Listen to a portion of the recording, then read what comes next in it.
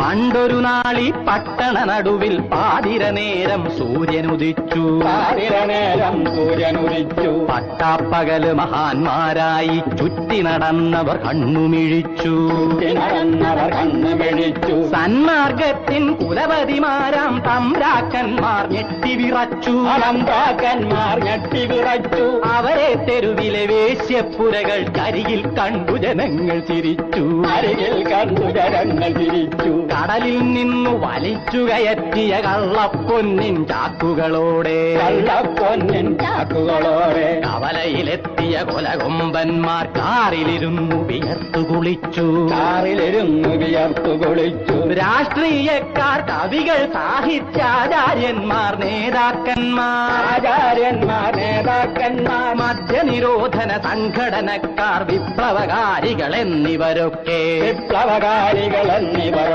പട്ടക്കടയുടെ മുറ്റത്തേക്കു കമട്ടിയൊഴുക്കിയ ലഹരിപ്പുഴയിൽ കാവിയുടുത്തൊരു ഗീതായജ്ഞക്കാരൻ പട്ടരു മുങ്ങി മരിച്ചു.